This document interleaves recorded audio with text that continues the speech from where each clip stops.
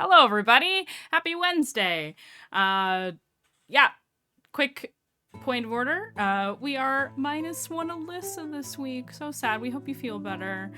Tis the season for getting sick, and so some of us are still struggling. Oh my god, is it the Mistlost crew? Yes, it is. And we are back with the next episode of the training arc. Yes, we love you, Alyssa. We miss you. And we'll see you soon. As if we don't talk to you every day. Already. Okay, so the training arc thus far, I'll give a quick recap and we will jump right into it. Following a particularly, well, actually, I was gonna say it was like a really scary combat, and yeah, it was a scary combat, but also you guys were doing really well until you weren't, until the tides changed, and Aurora, with her power, was able to take the party elsewhere, to this strange castle that lives outside of time and space and the world you live on, apparently. And so you have been given this extension on time to train and prepare yourselves should you choose to do so, and the party chose to train. Each of these little episodes during this arc will focus on a single character, the way we've been doing. We had our first episode with Revelation, which mostly dealt with emotional blockages, mental issues, and coming to terms with choices that have been made and are being made by Revelation as a character. We then moved on to Synarch, who had a little bit of both, but mostly combat-oriented, also exploring, learning about his sentient sword, Dirk, who may or may not be a person from another planet that got turned into a sword, tragically, for reasons unknown.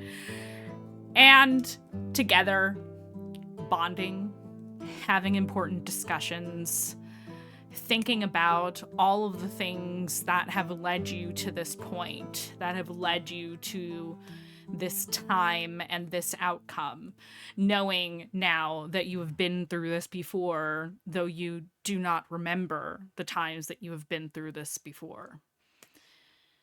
We also did some flashbacks into the modern day, Earth 2031, particularly New York City, the place where the players who play the characters in this campaign in a MMO called World of Terra, how their lives intertwine and how they are affected during this.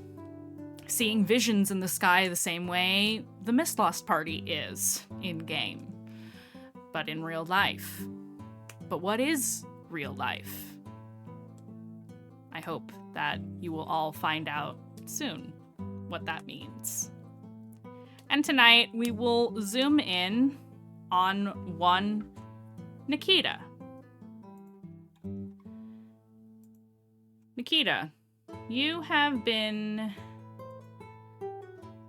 witnessing your friends, loved ones, party members, however you choose to refer to each of them, going through it during this time. Aurora emotionally dealing with many issues. Who is the hooded figure with the Knave Lord? Is it Dante?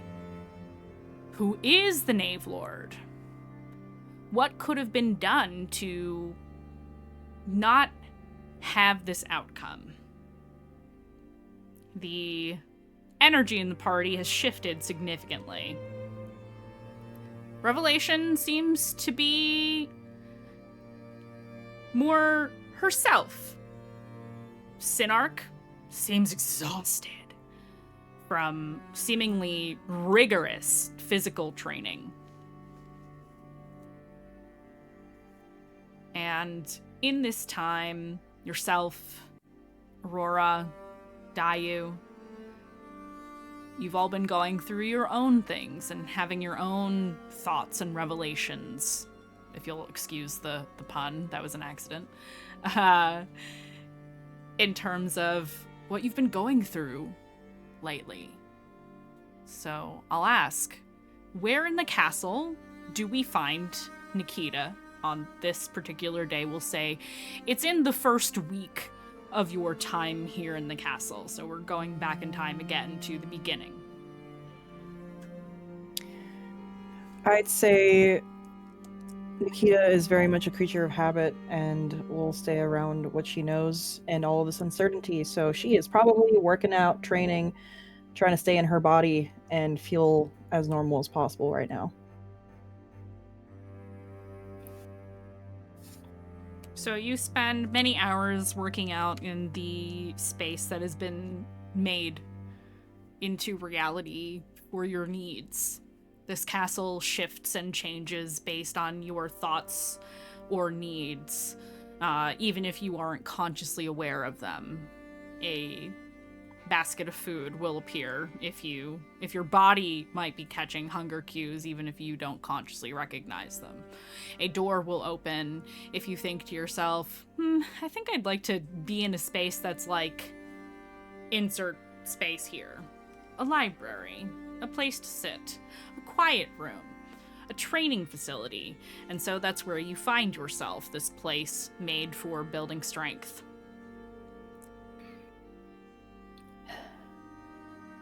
As you're working out, building up a sweat, and wondering what the hell you're supposed to do while you're here in this weird magical castle that does things without you asking, what, in these first few days outside of your own quarters, what is Nikita working on? I feel like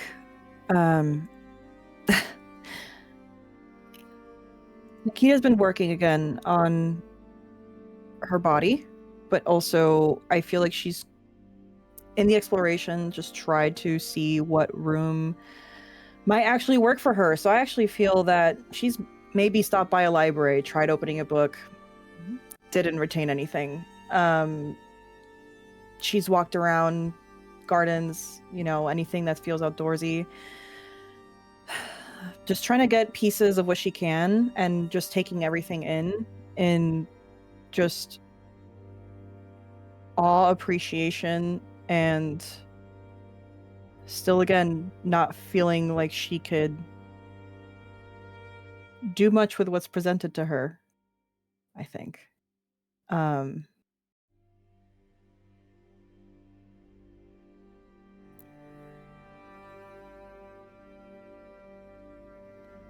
She's going to be there and she's going to wander and just again just retain what she can, pick up things, put them down, try to look for something that might help her out, but I think she's just going to stick with what she knows in the end. So trying to find routine in the face of feeling helpless? Yes. Okay. We'll say one night after a particularly rigorous workout, you go to your quarters to relax, to have some sleep. What is Nikita's room like? So I think especially with how she grew up, everybody got a chance to see the cabin that she grew up in that was very, very humble. I feel like in a very elevated sense of it's going to be more than an elevated version of that. So it's just a wide room. Her imagination is a little limited on that front of what she might need in her own quarters. She's able to again come up with ideas for the outside and the shared area between her and Aurora. But when it comes to her own space, I feel like it's just a wide room, really nice, sleek woods. There's like furs, things that feel comfortable. But there's a lot of space and it kind of feels a little empty. But to her, she's like, this room actually fits me. When you walk into this room this night, though you have grown used to over the last few days this very Spartan, clean environment, there's not a lot of clutter, there's not a lot of excess. you notice that there is... Honestly, it's a simple door on the wall where there was not a door before. Wood, metal doorknob. No engravings, no metal bands holding the planks together in the frame. Just plain door. Looks like a door in the house you grew up in.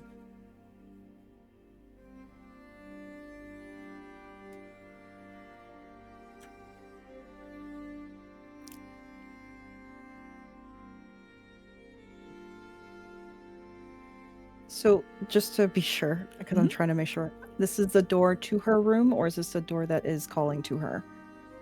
You walk into your room after a day and find that on one of the walls in your room is a door that was not there before. Got it. Yeah. I think that it's a familiar feeling that she gets. It's stings significantly less now. But I think she's gonna get up and try to remember the feeling of the cold of Alicia as she's going to turn the knob and enter. What happens to you is you step through the threshold and immediately feel the rush of cold air, damp, cold, the crunch of snow beneath your boots as you find yourself in the clearing outside of your home. And on the other end of this little grove of trees, where you would expect to see a gravestone, is a man with a sword on his back, standing, not facing you.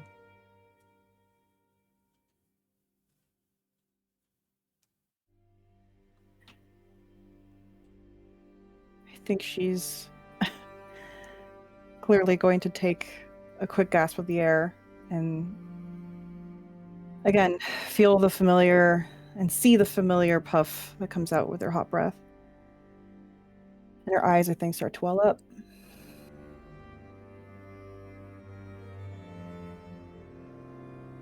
But she'll slowly advance until she's like about 10 feet away.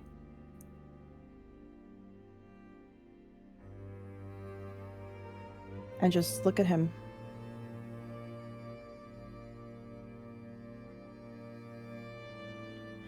You can tell as you get closer that he hears you walking up. And as this man turns, tall, perhaps in his youth he might have been very athletic in stature, but he is wizened now. And though compared to some you've met in the world, he wasn't that old. Armageddon stands before you. He's got black graying at the temples, streaks of gray throughout, kind of buzzed back. It's very short. Sometimes in the winter he lets it get, in the coldest part of winter, he lets it get long, and it looks like that now. A little bit unkempt from the wind, but he's wearing the same armor you remember him wearing when he trained you. The same sword on his back that you wield today. The moon-touched blade. Oh, I'm sorry, Armageddon's blade. The moon-touched blade was from Kazuhiko, excuse me. The same blade that you learned to be a sword for hire with. And he looks to you.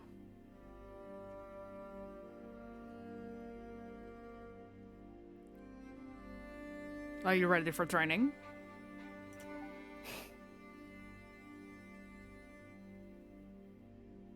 It is time that you learn to control yourself.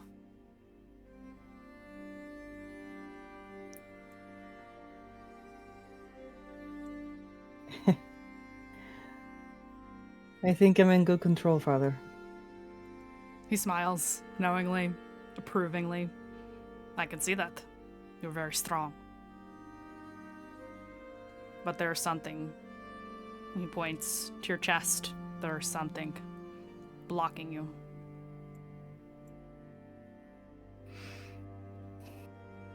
What is it?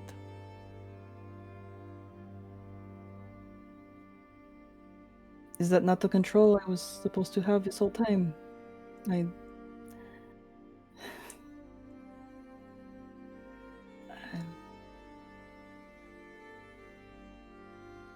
don't know. I think that's the problem. I don't know anything. About Everything what? is... Everything feels so overwhelming. He nods. You fought. You fought in historic wars. Apparently. An elderly dragon lady had to tell me about that, by the way, but you're used to this. You can do this. I don't think I could do this. This feels so beyond me. What is it you think I can do that I can handle? Do you think I've never felt fear? Do you think I have never been unsure? Come. And he will gently touch your shoulder in his way. It feels a little too real. It's very strange. Let us have some tea. And he will start leading you towards the cabin. Maybe instead of swords today, we talk. I think she feels a sting of tears again at her eyes when he touches her. And she'll follow. When you turn back to where the door was, you find the cabin. It wasn't there before. And you step inside, and it is not the door to your room. No, it's your home. But it's how you left it. Not after. It's how it looked before. Warm, cinders in the hearth, a low fire burning in the wood-burning stove. Simple, clean, Spartan environment, but not without love, not without warmth. And he'll put the kettle, big old iron kettle, on top of the stove, and he'll sit at the table where the two of you used to share your meals. Come, sit. The water will take a while. She'll follow.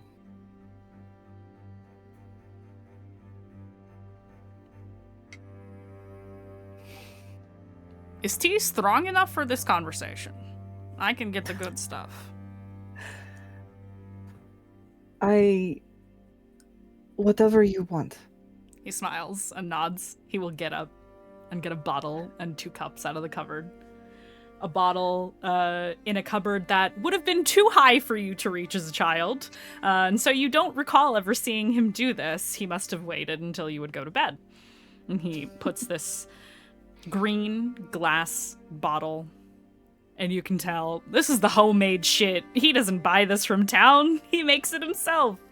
He pours you each a glass, and he leans back in his chair. All right. It's not the best whiskey, but it didn't cost me anything. You got so many secrets. I picked this up in the army.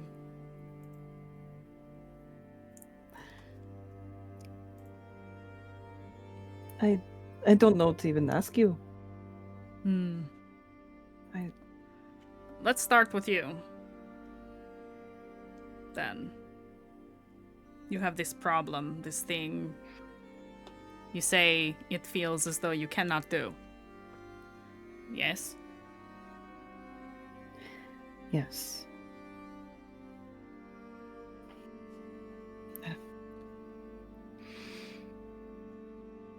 Correct me if I'm wrong. You are worrying about all of the things, and not just what is in front of you. Well, yes, it's beyond traveling with my group, my friends, and keeping everyone safe when I can. But it's magic I don't understand. It's the world's gods. I don't know shit about the gods. And quite frankly, I didn't really care to learn at any point. Me either. It might have been your fault. It probably was. He kind of scratches the back of his neck.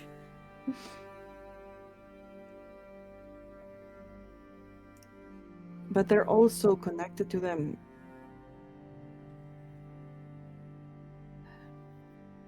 Names that I've heard or maybe read in a book real quickly. But it's like they're here, or names from history that, again, I very vaguely understood before and knew before, and now we're actively traveling with one who's intertwined with Sinark, and now we have to save the Morgan. So and then the festering, which is something that no one has heard about before, and except for, Dayu, really, and her people, and people in higher places who did not really share much, but that's understandable to a certain extent. I understand. But it's just everything at once, and I have died already once. And yet you live. Here, today. You did lose something. And that is sad. It is terrifying to die. But you're here now. Look at the things in front of you. In front. You speak of magic. Have you developed magic? I don't. Not much. I can turn into a wolf sometimes. It That's happened something. really once or twice. Twice. Do you want to do it more? There wasn't. I could, but I mean, I feel like my sword is a bit stronger than a wolf's teeth sometimes. True. Different tools for different situations. Like I taught you. But it's there, and that's helpful. And I could also speak to animals, which is helpful sometimes, but when they're festering, they don't really talk too much, I'm sure. And it just feels so small in comparison to what's going on. So, your strength, your ability to see and speak and do these things feels small because you do not... What did they call it? Sling spells.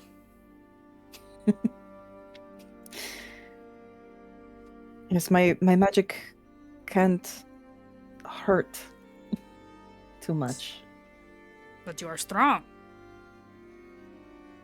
I taught you to be. I raised you to be. I raised you to be able to defend yourself in this world.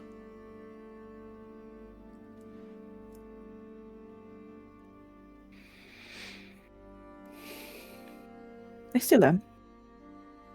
I can tell.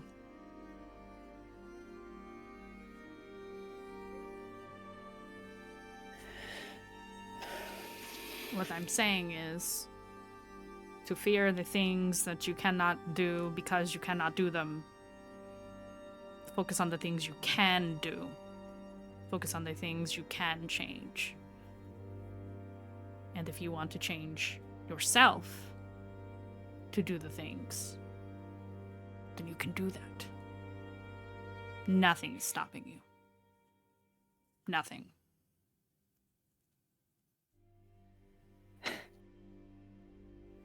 I believe you to a certain extent. Things have gotten so hard now that I just feel like I'm in everyone's way. I feel like a liability now. Why?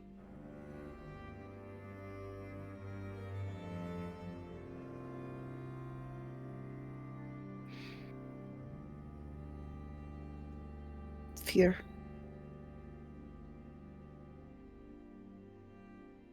I'm so fucking scared. He's gonna tap the rim of the untaken drink that you have in front of you. Tap, tap. Go on. It burns. Go on. You'll I've like had worse, I'm sure. It'll make you warmer. That's why I make it strong. She'll take a swig. And oh boy, is it rough! It is rough. You can tell this was made in a tub. You can tell that this was a ill-fated batch, but it's not gonna make you sick or anything. It's just real harsh, not smooth at all.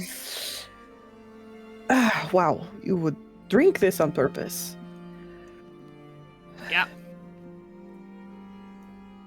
You gain the blinded condition. No. It is rough though, and he says, there it is, and he knocks his back. There it is. You're afraid.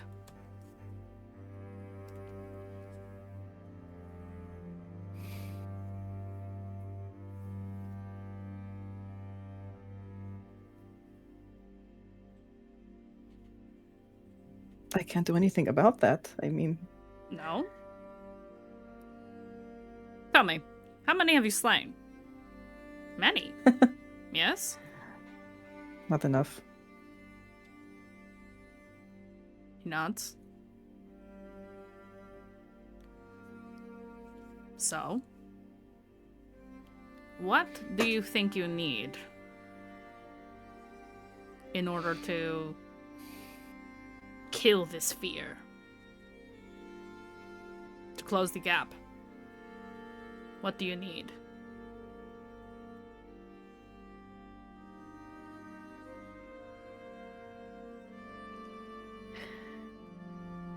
I rely on the strength that I could see and understand, right?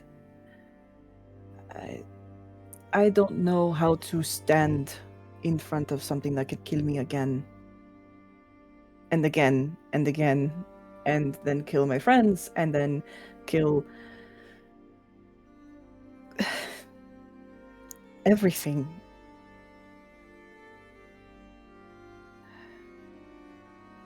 I'll do it. You want to cut down the Knave Lord? Yes. As he nods, the kettle starts faintly whistling in the background, and he goes, "Oh, don't want a headache." Picks it up, sets it aside onto this, like one of those metal surface protectors. Sets it down on the grate, makes you tea. I put a little honey in it, make up for the whiskey. He says whiskey with air quotes, but he doesn't do the air quotes. There's a very bittersweet feeling that's been sitting in Nikita this entire time. Also, just watching Armageddon function in this house again. He looks exactly as you remember him last. Not that it's distracting her from the conversation, but her mind is definitely split. Mm-hmm. I'm gonna roll something to see if the statue picks up on that. Armageddon Armageddon's expression changes a little bit, and you hear a different voice. Is this too difficult? I can change.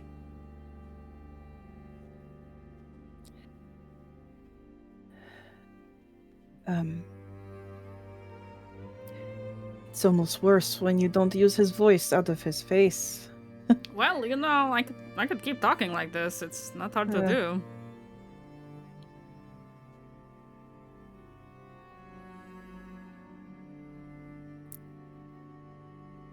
There's like a guilt that's kind of sitting in her, I think, of like enjoying seeing him right now, even though he's gone. And also, this isn't him. But you knew that. But it's easy to forget. If it makes you uncomfortable, I will change.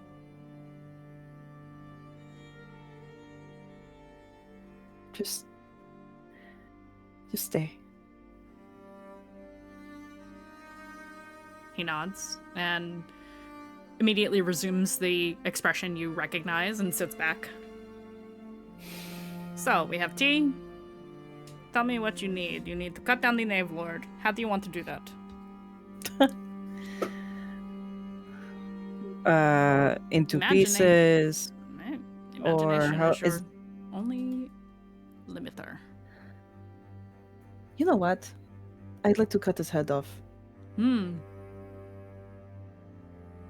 Well, then maybe your training could be fighting the Knave Lord. You've seen enough of him. Huh. What do you mean? Well, this place is for you to train in. You want to get strong? You have 30 days. Rigorous training is what you need. You want to kill the fear of the Knave Lord, you have to kill the Knave Lord. And we can do that here. Not literally, but I will show you.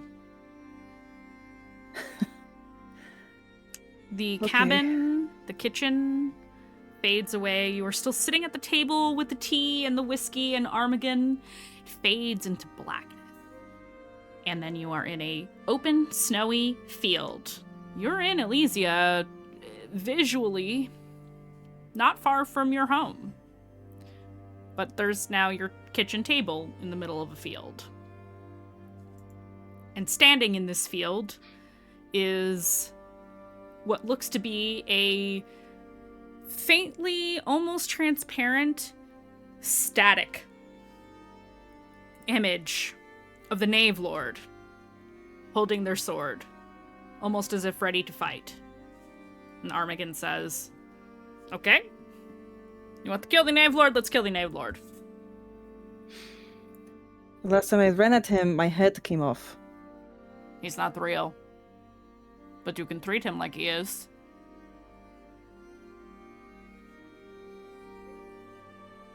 I know everything you know about the Knave Lord. I've seen him fight like you have. I know how he moves. I know how he talks. I know how he taunts you and wants to make you feel small before he kills you.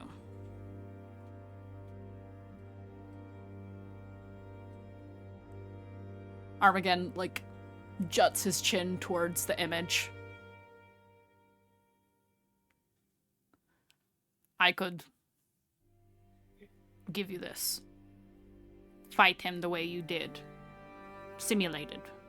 Over and over. Until you win.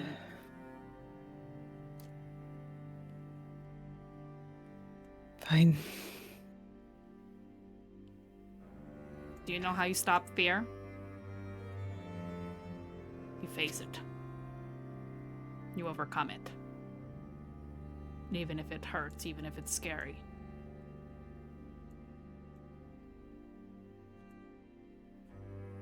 If it cannot be brought away with love, then you bring it away with killing. Especially if you're like this. This monster. They killed you. They threatened your friends. They hurt Aurora. You see almost like a telepathic image in your mind of Aurora getting stabbed.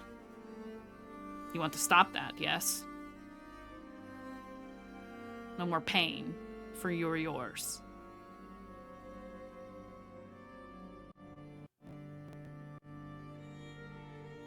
I think as he's been describing these images to her, she's just been kind of just revving up for a rage.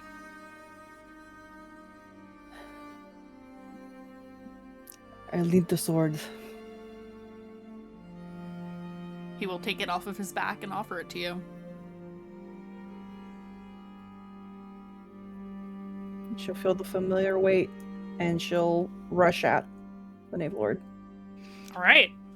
We're going to change the music because we're going to have a simulated boss battle here.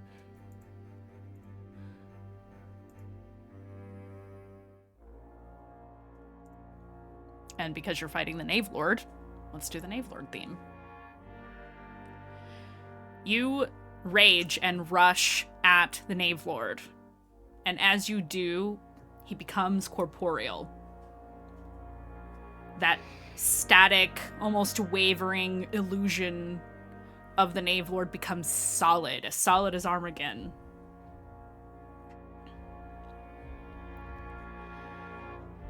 And the Knave Lord raises their blade ready for you. They hold a very large blade, much like yourself.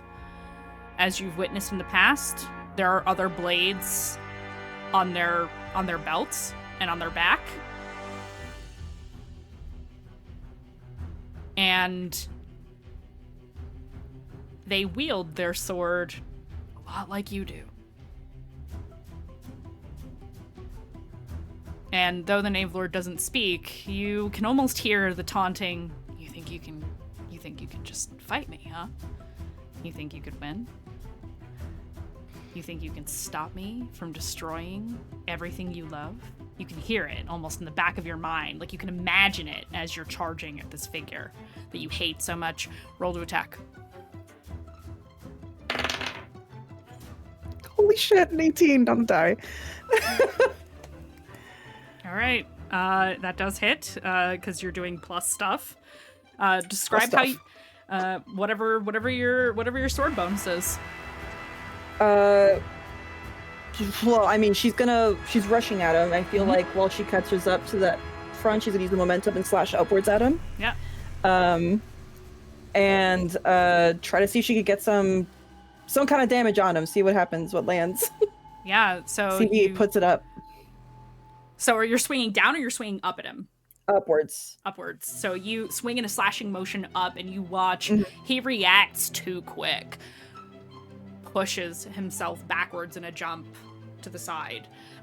It's almost as if... Roll me an insight. That is... Let me get her... It's We're been a minute for the insight, my bad. The Knave Lord now. Okay, that's a dirty 20. Good enough. It's almost as if they anticipated the move that you made. Anticipated strategy-wise or anticipated magic-wise? Is there a way I could tell that? With the dirty 20, either this is the most brilliant strategist you've ever come across in your entire life, or they can see what you're doing before you do.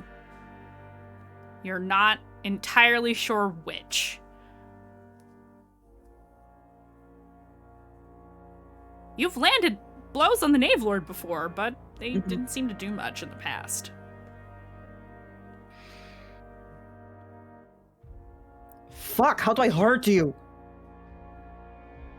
I want you to hurt.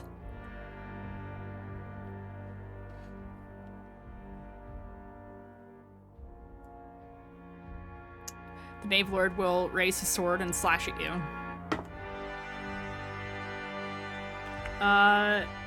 He does not hit. I assume you would probably block it. Because he's too fast to jump away from. Like, after image, when he moves fast.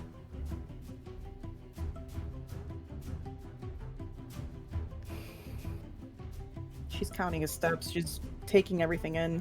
Mm-hmm. She's going to... I mean, I'm assuming she blocked it. I'm assuming with her big ass sword, whatever, anime shit. Mm-hmm. Yeah, no, this is this is completely narrative, however you want to illustrate it. She's going to push him back. And she's going to go for another slash, but from top down. She wants to go... I know that there's no called shots, but she's going to go for his feet. Yeah. This is the training arc. You can call the shots here. Yeah. Cool. Sick. Yeah. Yeah. So she's going to go for his feet and see what she could do with a sweeping kind of strike kind of thing. Okay. Roll me a d20. We're going to skip the bonuses and stuff so you don't have to pull all your shit up. Okay. Well, 14 on the die. Okay. I'll say that's not quite good enough. He disappears. And Wyatt is snoring in the background. He disappears, and you see that he teleports to... Actually, what is Nikita's dominant hand? What is the hand that you focus on when you're holding the sword? I know it's two-handed, but what is your dominant, like, sword-holding hand? I would say her right. Damn, dude. I'm really snoring. It's so loud. I don't think it's coming through, at least for me. He had a tough day of... Oh, he's growling in his sleep. Hold on. I'm so sorry. Let me wake him up so he's not upset in his sleep. Gotta snuggle the puppy awake so that he doesn't distract the GM. Every time Nikita gets upset, so does a dog. I don't know. Truly. When he starts growling and barking in his sleep, I wake him up because you know it's a nightmare. Poor guy. Anyway, so he teleports. What did you say your dominant hand was? Right. He teleports on your left side. And that's a nat 20. Swings his sword, bodies you with the flat side of the sword so hard that you go flying into the trees on the edge of this field, and he starts running after you, relentless. He knows he hasn't killed you, and he's going after you to finish the job. She's gonna climb up the tree when he gets close and just jump, like, adjacent. Okay, yeah. And try to catch him on the slide. Oh, so as he's sliding in, you're jumping down to attack him? Mm-hmm. Excellent. Roll with advantage to hit him as you do this. 17, 13. 17? 17, yes. Yeah, you definitely hit him, and because he was like I'm talking like head first running like anime style super fast at you, you come down and you hit him, like slash across whatever part of the body you get to when you land. We'll say it's across like the chest and the torso. And though it does seem to find some purchase, you leave a gash on the armor and sparks fly out into the snow. And this illusion of the Knave Lord doesn't speak, but you can almost hear him laughing at you. She's just gonna yell at him and hit him again. Roll with advantage. 17 again. That's a 6. So 17. Okay, yeah, you hit him again, but this time you crack through the breastplate. And though it's not quite broken, you think another good swing could break it. Jesus Christ. She's gonna keep yelling and just wail on him again. Yeah, keep rolling with advantage. You're raging, you're screaming, you're hitting him with the sword. What's up with these 17s? Hell yeah, let's go. Man. Your dice said, we care about you during the training arc only. Yeah, in this entire campaign. I'm dead. You keep hitting. Clang, clang, sparks are flying. Eventually you see blood hitting the snow as he stumbles back, and you realize it turns to dust. and behind you, you feel the tip of a sword right against your spine. You feel heat, as if the forest behind you has started to catch fire. And now you hear it. Oh, did you think this was going to be easy? You land a few hits and what? Do you think I can die? Do you think I can be defeated? You fucking talk too much. Oh. She's gonna turn around. Oh, poor Nikita.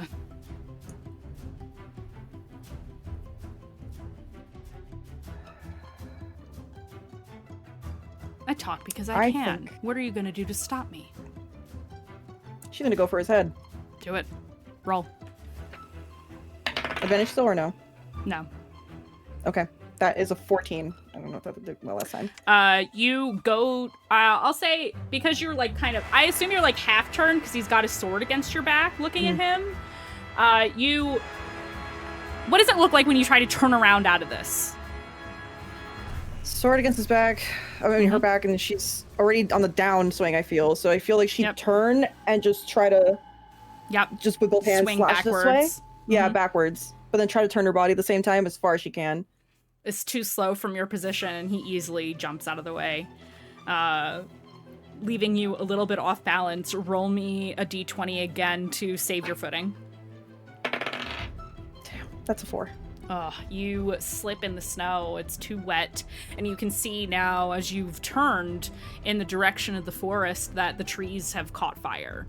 And you can feel heat radiating off of the Knave Lord. It's melting the snow around you, making it slick.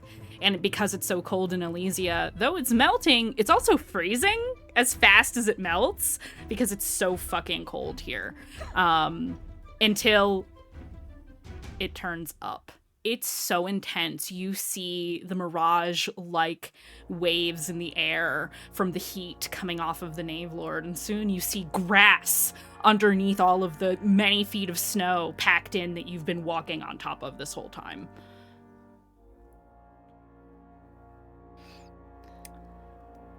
All right.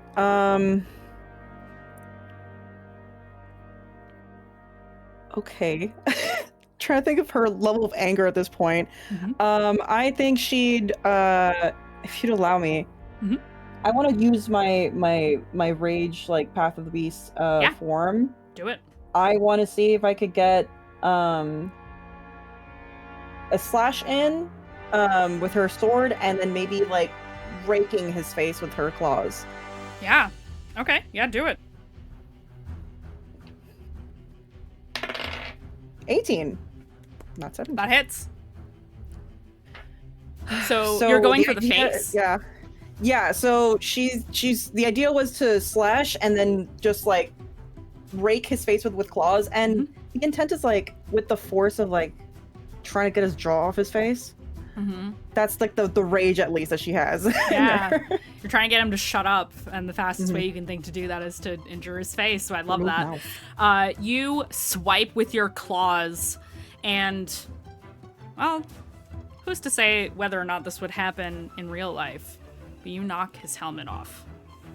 And what you see underneath is just this shadowy nothing.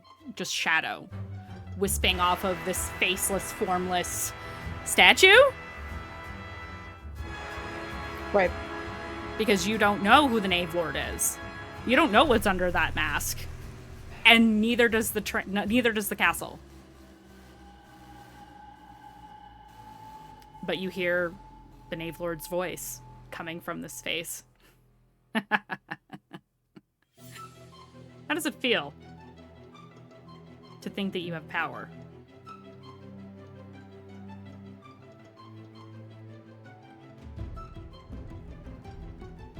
I don't think I have power. Then what are you doing here? And he will stab down at you. She's going to, if you let me, dodge quickly to the side. It is an 18 on the die, so if you want to dodge, roll a d20 to dodge. Beat an 18. 11. Yeah, he does it again, except instead of throwing you away towards the burning forest, he swings down and crushes you so hard into the ground that it cracks, even though it's frozen. The wind is knocked out of you, and you see, like, all those little black spots. You know how, like, if you, like, hit your head and you see, like, spots? That's what it's like.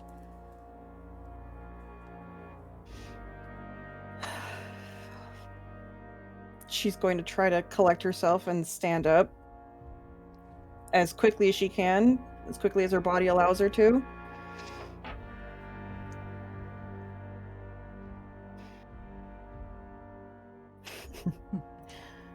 I'm just here to be in your way.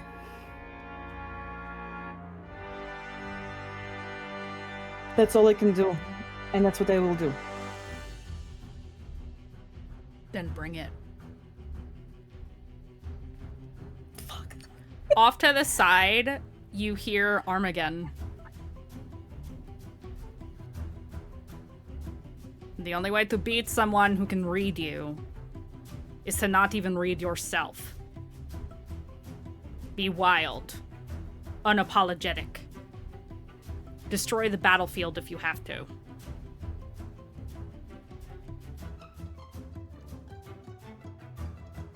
Don't fight like a soldier. Fight like you.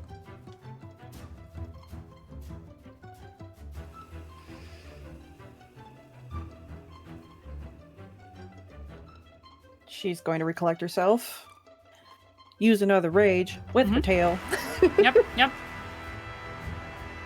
Roll me advantage with this hit. Cool. That. Oh, wait. 18. 18. So you said you're using the tail. Describe how you hit the Knave Lord.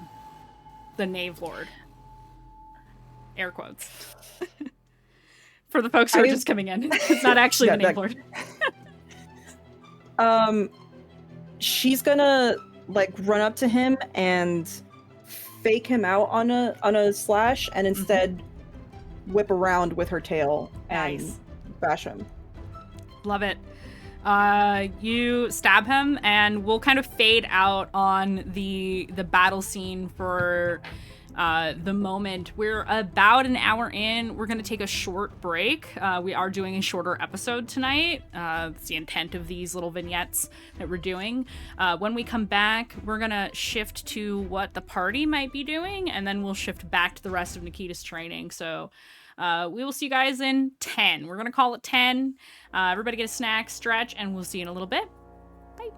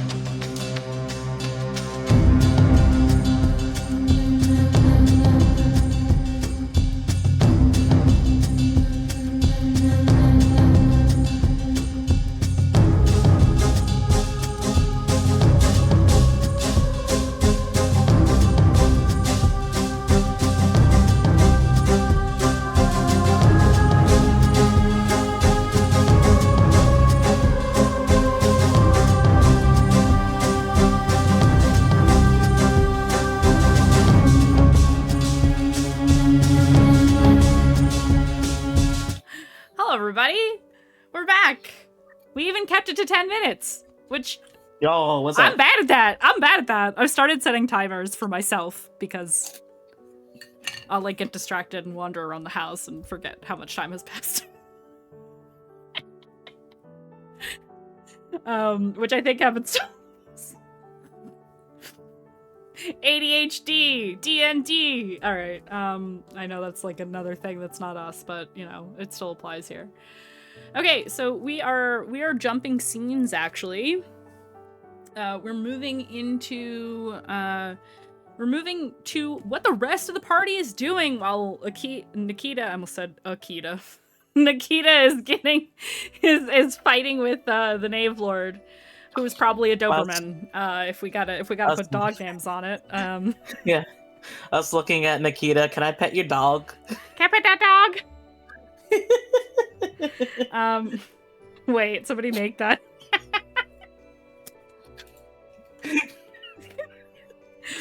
I got 80 of them bitches. So we're gonna zoom in on, before we get too squirrely, we're gonna zoom in on Aurora.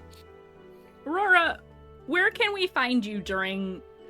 It can take place at any point during the 30 days, actually, so you can choose when. But where would we find you as you're getting ready to make yet another gift? I think Aurora spends the early part of her day after parting ways with Nikita in like the wardrobe area she has created, trying on different outfits as if she is at home and has an endless wardrobe available to her. She admires herself for a little while, and during this time she's thinking about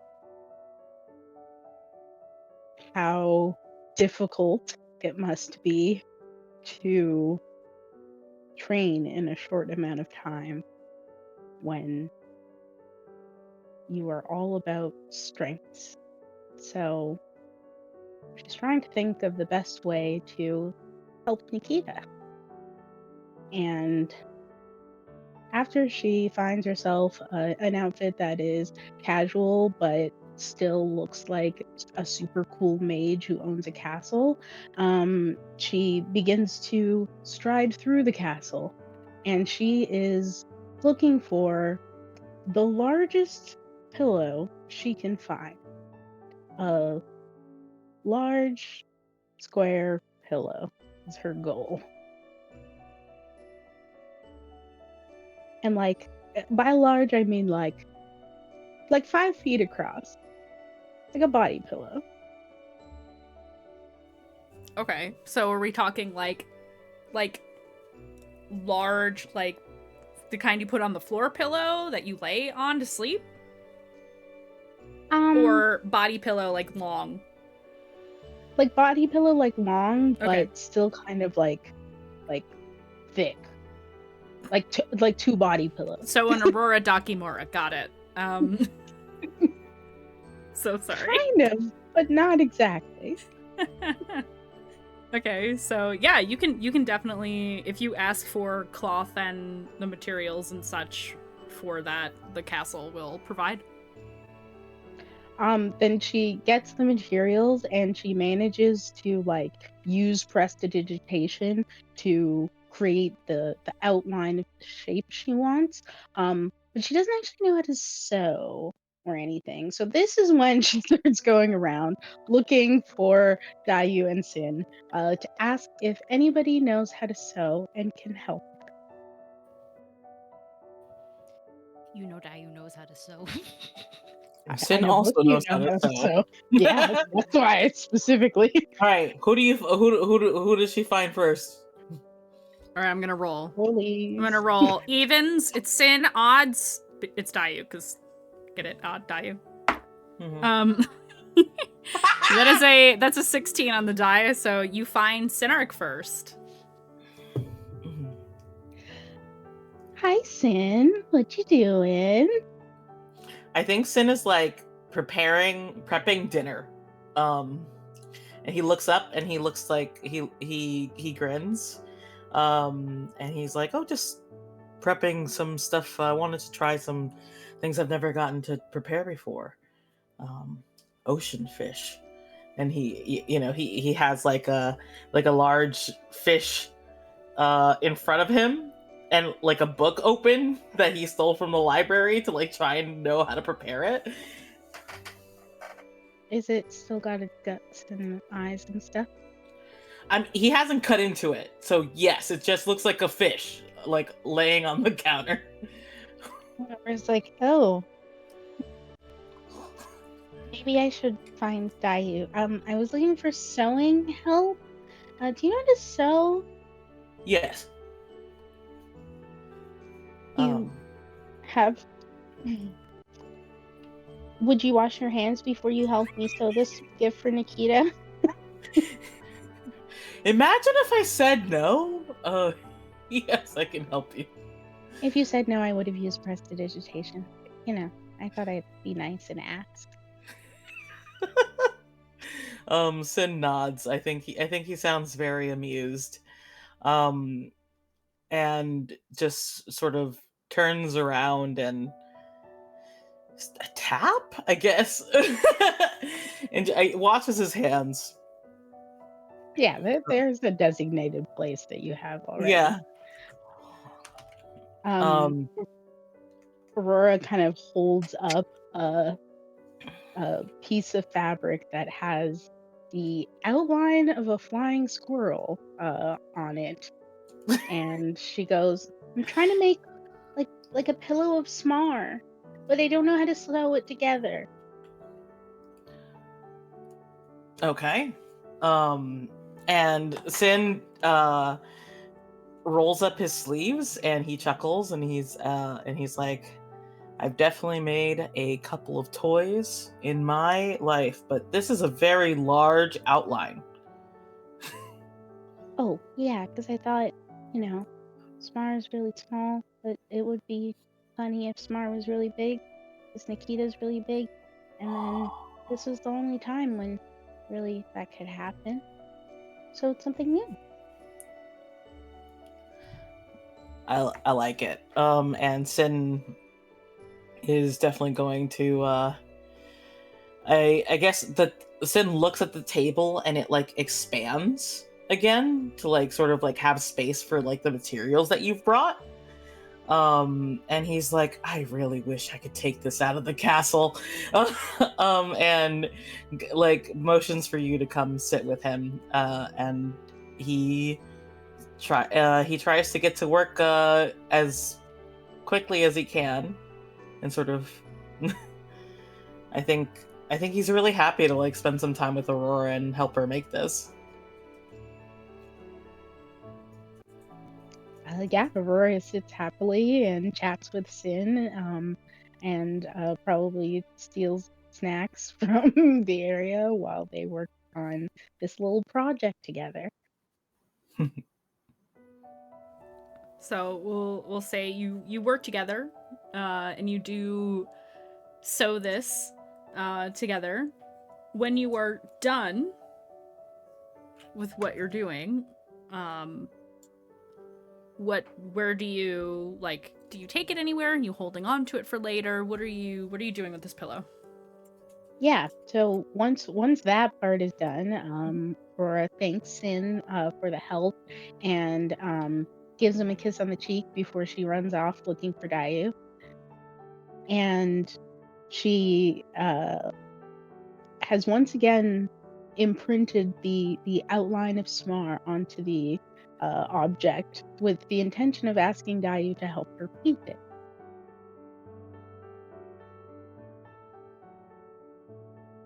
Yep. Where does Aurora find you, Dayu? I think Dayu is probably in her room. Also, you probably catch her also in the middle of like doing little crafts and stuff like that. So now it's a crafting day.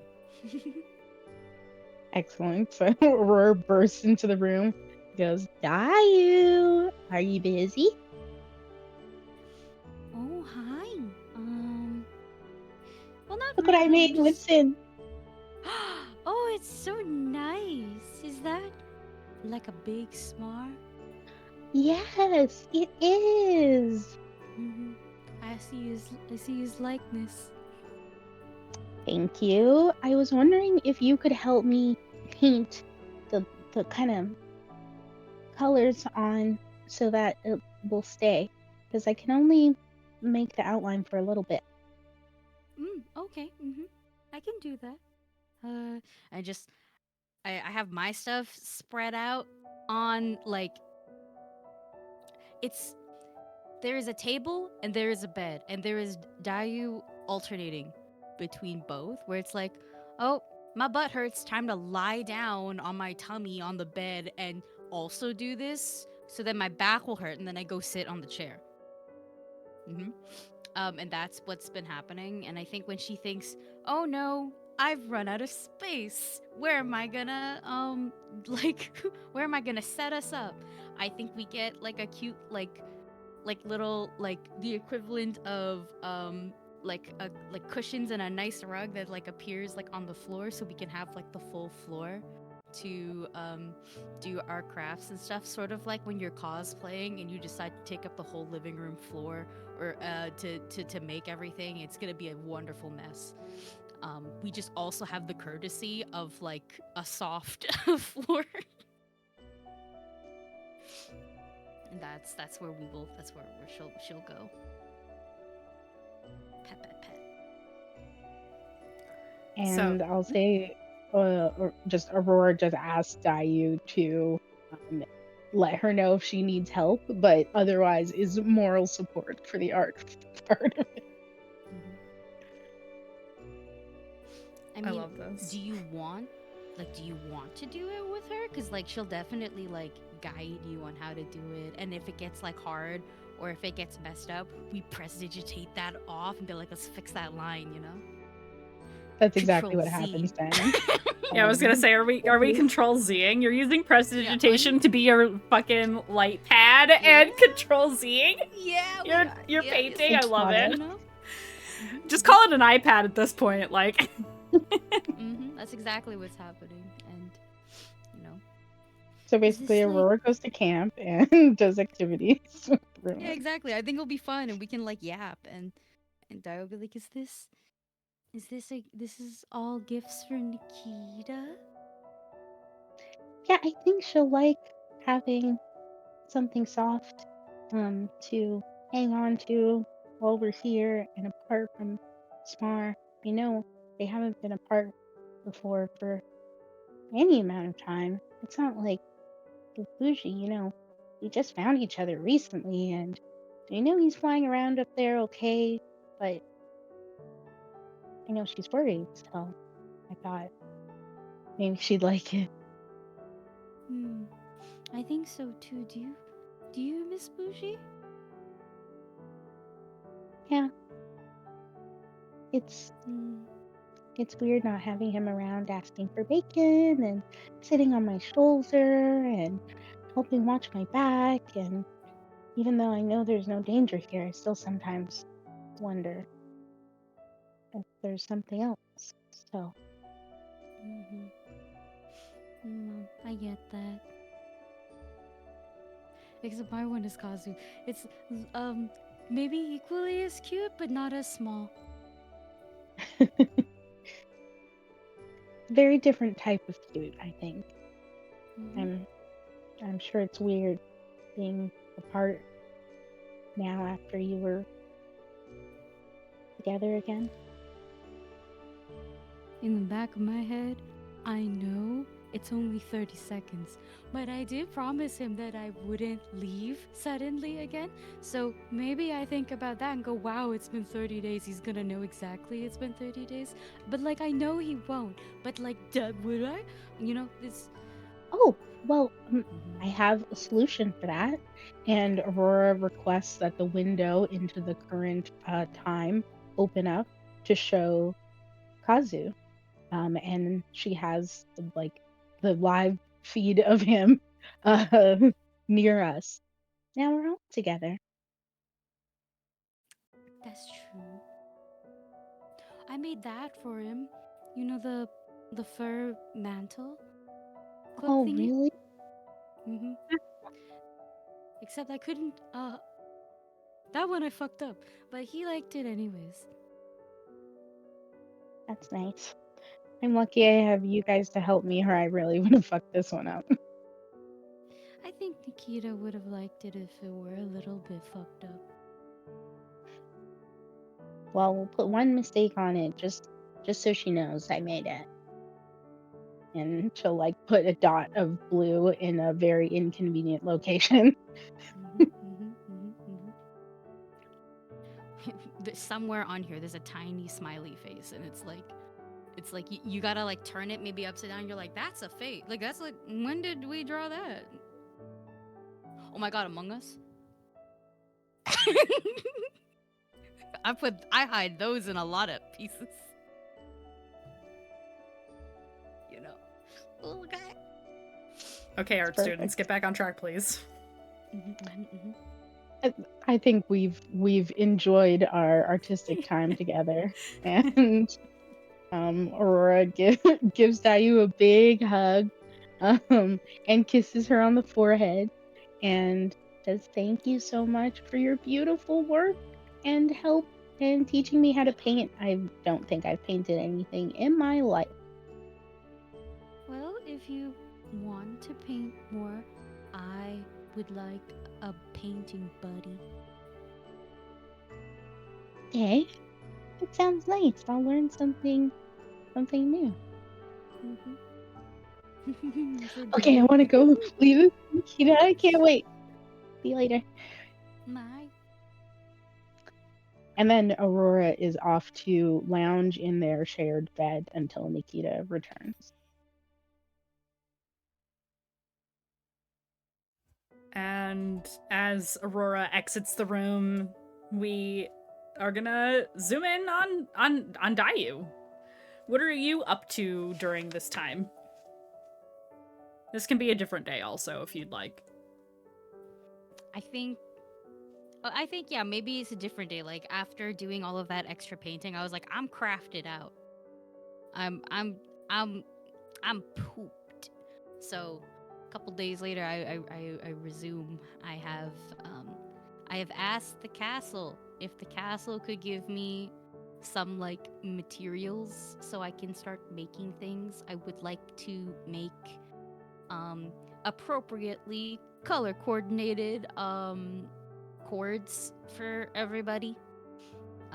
The intention is that they're like long and a little thick, so you could wear them like you can use them as like the cord for like a necklace, like if you're gonna put a pendant on it or something like that. You could also just use it as a really long bracelet, just wrap it around, right? Versatility. Yeah. Or do something gay, like put it in your belt or some shit. You know? Yeah. Where we're going with this, hair tie, you know, things like that. There's Hair lots of stuff. tie, tie it around the hilt of your sword. You know, I'm not counting. I'm not keeping track. Yeah, there's lots of it's versatility, right? Absolutely. Because we love a switch, and like also long cord is just like nice, you know. It's like a repetitive action, and the intention is to like have like 3 colors, where it's like 2 colors that match each character, that matches each person, and then 1 color that can kind of like unite us together in the gay Yu-Gi-Oh friendship hand thing that they did. You like just something cute like that. And if they don't like it, then they don't have to use it. Who cares? It's just like fabric and string and stuff, right? But it's nice. It's cute as fuck. And if I can, the intention is to keep working on this throughout the 30 days that we are here, because I'd love to get the party is the focus, plus Kazu, and then if I can get other people as well, that would be great. Like I could make a little one for Bougie, I could make a little one for Smar, and then we try our best to put it on Smar, you know, because I feel like Bougie is more inclined to wear it, and Smar is like get away from me, you filthy rabbit, you know, like something like that. Let's make one for Conathor too, because he's there, but also he's been traveling nicely with us, and it would be kind of cute to make the siblings have something that's matching, because Nikita kind of missed out on that when your parents force your siblings to wear matching stuff. So that's kind of cute.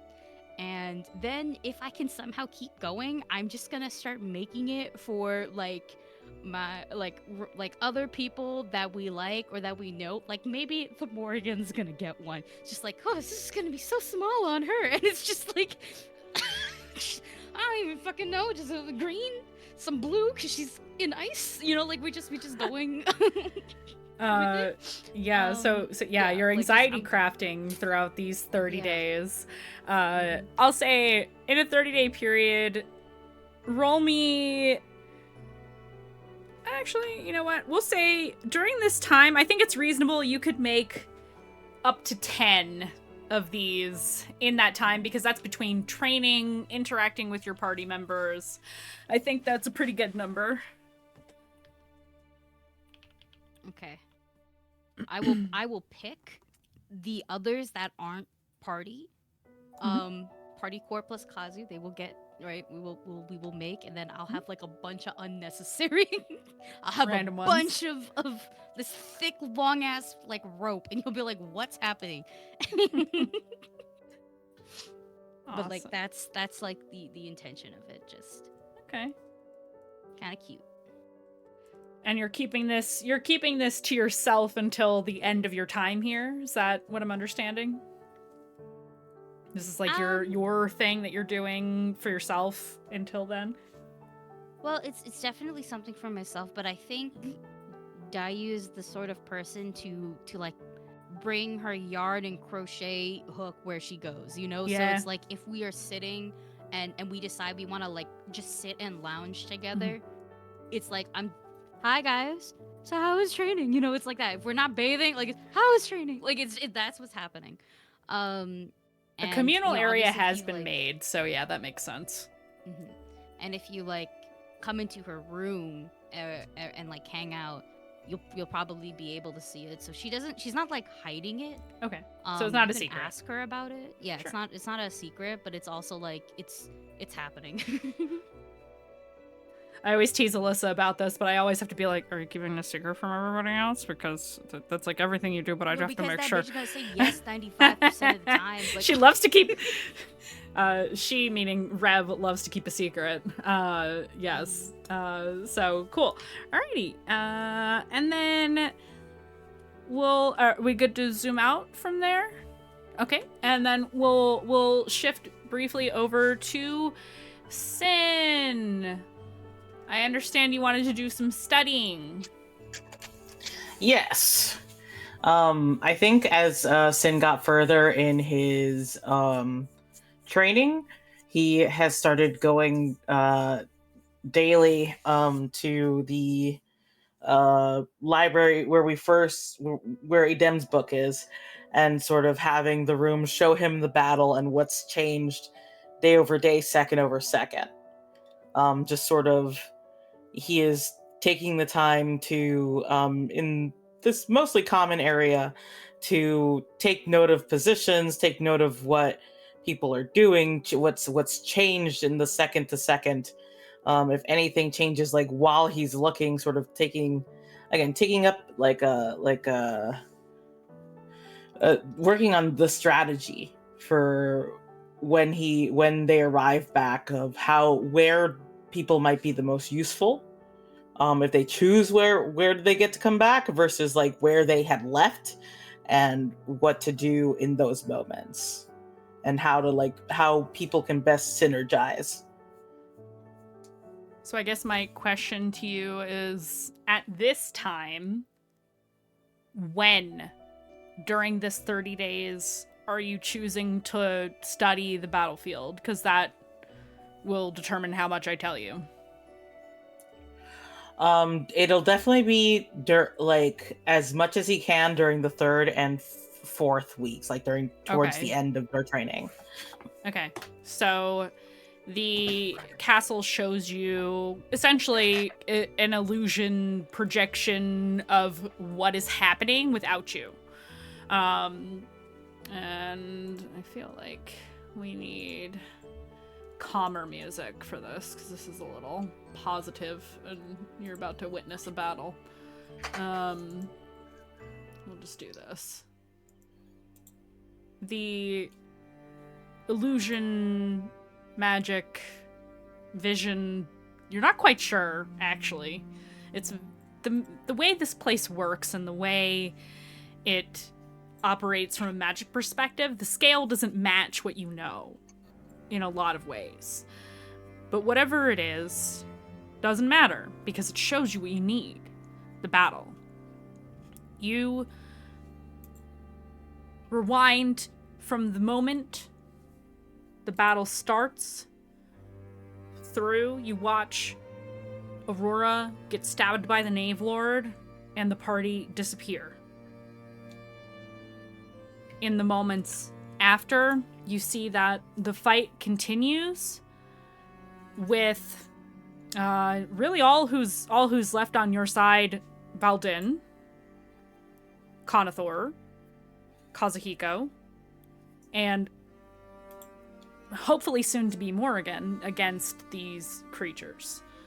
And you don't get like an audio playback, but you can see them communicating as they, move on the battlefield, continue to fight, realize that all of you are gone. You see that moment of recognition in all of them, and it's not great to see. To see where did they go. Kazuhiko in particular looks frantic because he does not see the party. But it doesn't break their stride. Together they continue the fight, fighting one of the Knave Lords. There appear to be like two. One is an image, one is not, but you can't tell which. The other Death Knight comes back because the spell ended, banishing it. And I believe...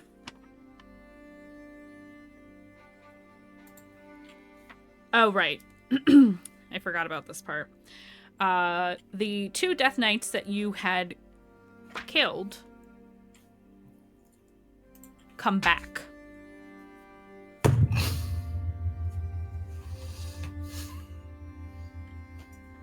But they are not the same. They look... Okay. They look almost like they're decaying, but they are back.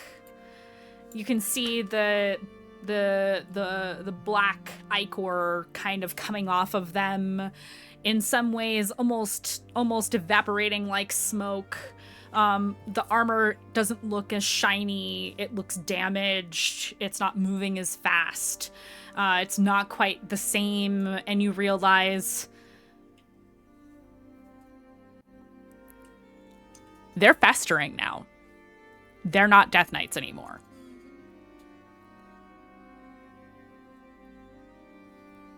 Great. That's terrible. They don't seem to communicate any longer. They move kind of jagged, like almost like the Heartless in Kingdom Hearts. And it's not quite... Yeah. It's like Ooze has filled this suit of armor and is trying to operate it and is doing it, but maybe not as well as it could. In these moments that you see immediately following, like these, like a second. So for you, a day. Immediately following them oozing up from the floor in this form. You watch as Valdin unleashes, like, his body changes, and he's got various like lichen and mold and mushrooms and all of these things growing on him, making him bigger, spikier, and he unleashes it on the room, and it starts to take over the ice. It starts to take over the stone and the spores. You can see that both Conathor and Kazuhiko cover their faces while they're doing this. Like, you see Valdin warned them, and they cover their faces in time as the battle continues. They are holding their own, even without the party. Also note, these are 3 individuals who are significantly higher level than you. So you can see up until the point that you can see, which is current moment, they're holding them off. Morgan is slowly emerging from the ice, but it's slow. Like the ice breaking on where she's sitting is so slow. You are not even sure she'll be able to fully break out of this extremely powerful, like, stasis magic, even in time for the battle to be done. But you can tell that the enemies are trying to coordinate to get closer to Morrigan, and the boys are doing all they can to hold them back. Okay. And that's as much as you can see up until that point. Nobody is really losing. They're kind of at a stalemate now, whereas you were winning before. It's like they're stuck. Cool. Then I'll save the thing for next time, but I have a new plan. Okay. That makes me have a new plan. Okay. Yeah, they are holding off. I will say other things you notice about the battle. Conathor is using very high-level spells, like, back-to-back. He is not here to play. He is actively trying to kill these guys. He's not even trying to just defend Morrigan. He is going to go down swinging if he has to. Looks very, very fierce. Maybe not quite in the same way as Nikita with her rage, but you can see it runs in the family so clearly. Kazuhiko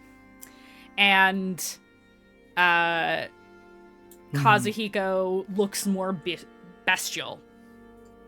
Like he's activated his shifter abilities, and it makes him look feral. To make him stronger, faster, etc. And that's the last bit that you take note of, things that you've not seen your comrades, any of them, do in battle before.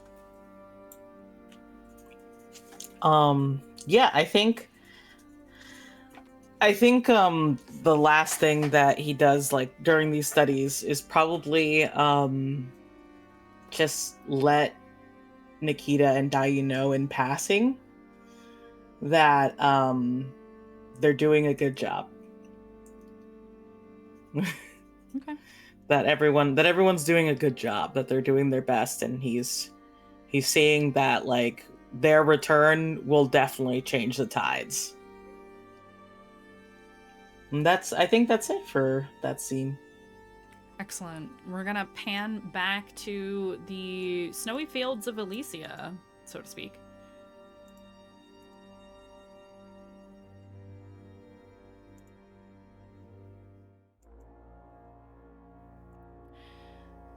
The evergreen forests of Elysia are burning around you. Snow is melted, giving way to ice fighting for supremacy against waves and waves of heat, creating bizarre patterns in the snow that radiate out from the Knave Lord. Almost runic in nature, but not a language, per se. As the now helmet-removed, dark, faceless figure of the simulation's approximation of the Knave Lord, how much can we really know?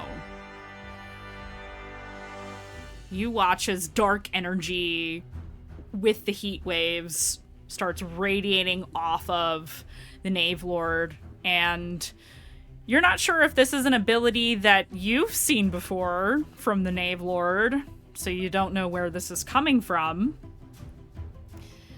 But you watch as the armor that's still intact on the Knave Lord, which covers this person, until very recently, head to toe. So they've got the full helm, shoulder pauldrons, complete arm covering, hand covering, all black metal.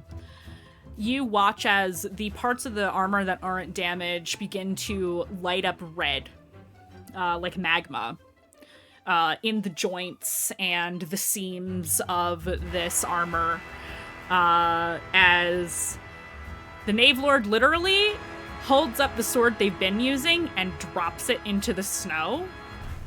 And the blade is so hot that the gouts of steam start filling the area around the two of you, as he pulls the sword off of his back instead.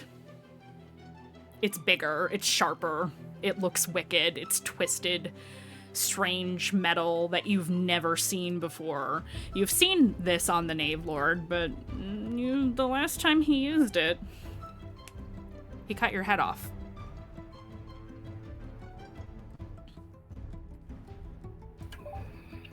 Nikita gets a shiver in her body,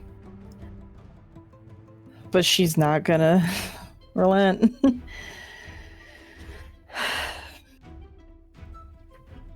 Roll me a D100 to see how scared you are right now.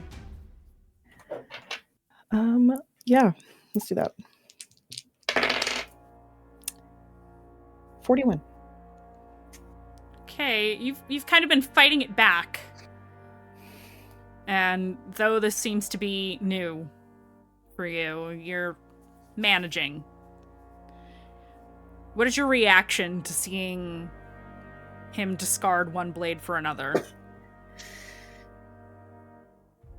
Well, I think at recognizing it, I think she's remembering when she was brought to her knees, and the last memory she has is probably very quickly seeing the rest of the room roll. Mm-hmm. But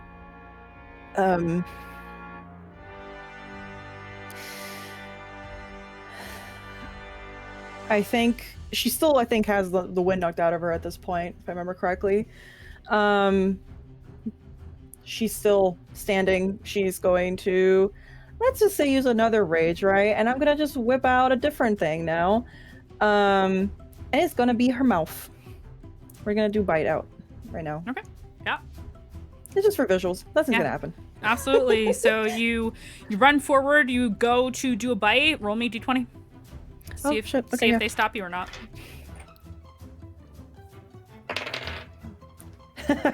Yeah, it's happening. All right, 7. Oh, okay. I'm gonna roll a D20 in response. Oof. You rush forward, with your extended maw and the extra teeth that you get and this bestial kind of twisting of your features as you go to snap at the neck, the shoulder, the hand, anything you can get. But you hear, "You've done that move already. I'm getting bored." And he, with his offhand, punches you right in the face. Like, the hardest you've ever been punched. You feel bones crack. As you go flying once again into the forest that is on fire actively right now. You hit a tree, and your vision starts to blur. You are getting a little close to your last legs here. What do you try to do in this moment? He is giving chase. I think she's going to set her jaw just for visuals, because I really would like this. Especially with her big ass mouth now, like, the steam and everything from the heat and her breath and the cold is just like she's heaving at this point. But she is going to shakily stand up, and if she could just even block whatever his next attack is going to be, because if she just got whopped. So set her jaw, stand up, and just try to block. I'm assuming your sword's out of her hand at this point. That you've dropped the sword, you mean? Yeah, I mean, she's been ping-ponged. I will say, I just rolled a nat 20. He doesn't run at you so much as he teleports in front of you and uses the blade to cut through both you and the tree. The tree that is on fire, to topple it over. Cinder and ash come crashing down. You feel the pain, but you're like, wait a second, I'm not bleeding? ? Or I am what's happening? And as you kind of start to lose consciousness, as he straight up knocks you out, you, in your last moments before blacking out, the vision of this field fades, and you are left with Armageddon. And it doesn't really look like Armageddon in those final seconds as the clock ticks by, the time that you have left before you have to face the Knave Lord again. It doesn't really look like Armageddon right now. He doesn't look like he gives a shit that you just lost. And I think your hand's still gonna slightly reach out to him. Yeah. Still. And I think that is a good moment to pivot to the rest of your time. So for the folks at home, this isn't me beating Nikita down for no reason. She did roll a nat 1 on how her training arc was gonna start. Don't hate me. It starts real rough, you guys. It was a nat 1. You got your ass handed to you on day 1. However,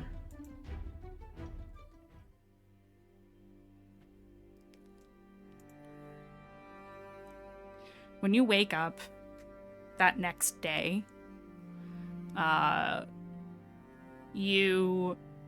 I'll say what Aurora sees, actually, because you are knocked out.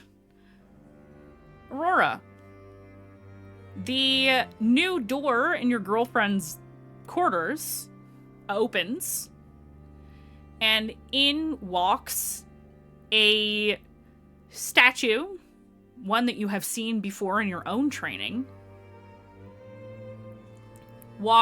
holding the, I almost said lifeless. Not lifeless, you're very much alive. The knocked out body of Nikita.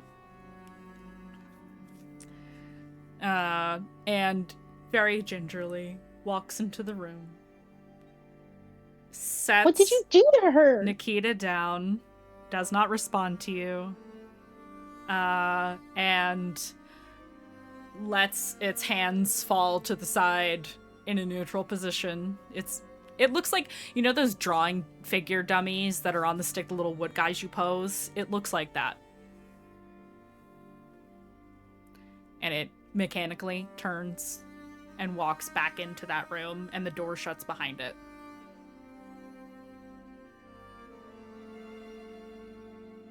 Rourke goes over to her, and if she's wearing like workout clothes, she changes her into comfy clothes and gets her smart plushie and a big fluffy blanket and covers her up with both and just waits.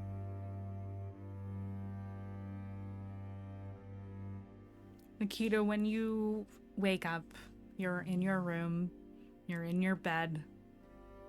Aurora is, I'm gonna say, probably sleeping soundly next to you. And it is, you think, the middle of the night? There's really no day or night here, so you assume. that's around the time.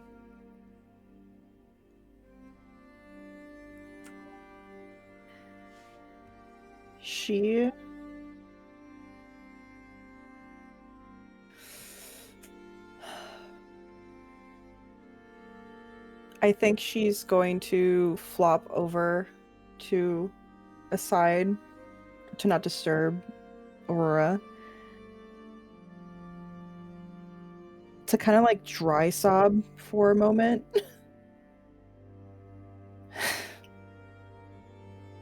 Between seeing Armageddon's face again, the fear of the Knave Lord, the fear of the entire situation. Just kind of like to let that out. And then she's going to turn back over to Aurora and just wrap an arm around her and bring her closer. And just try to keep it in so her shoulders don't wake her up or anything. And I think we'll fade out from that night. And during the rest of your time, it takes you, because of your rough start, it takes you the first 3 weeks to start making real progress against this Knave Lord simulation.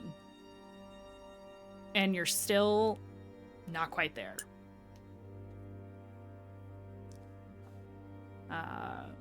And we're gonna save the final week and the results of everyone's training for the end, but you do make huge strides during this time.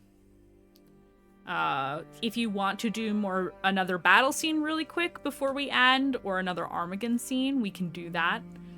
I'll leave that up to you, what you would like to do with this last little bit of your training. I think I'm good. Okay. Genuinely. Yeah. Okay. I feel like, but you do, I will say, you do make progress. This isn't just a uphill battle that you lose every single day for the 30 days that you're there. You do get further every time. You get closer every time. And I'll say one of the main lessons you take away from at least these first 3 weeks, because Armageddon is with you every step of the way, the simulation of him anyway, reminding you, when you fight him, you're not going to be alone. When you fight him, you're going to be better the second you come back than you were when you left. You're going to be ready when you go back. And he might not be. Hope is not lost. And I think with that realization, as you move into the final phases of your training for yourself, Nikita, that is where we will end for tonight. Yay. Thank you to thank you to everyone in chat. Thanks for hanging out, everyone, and supporting the stream as always. 3 amazing years, so many of you who stuck with us for this, so just thank you so much, and thank you to my lovely players for putting up with my crazy ass for 3 years. I love you guys. This game is so much fun, and we will be back next week. Fingers crossed. Everybody wish us well. No more sickies next week. We want everybody to feel good and feel better, not just so that we can keep playing I almost said video games, D&D together, those two, but also just because, I love you guys. I want you guys to feel well. Yeah, so we will be back next week. I believe the next episode is going to be Dayu. So we'll see what our bunny bard is up to next week during her training arc. Everyone, stay well, and if you see the festering, you should probably run. We'll see you guys next week. Bye, everybody.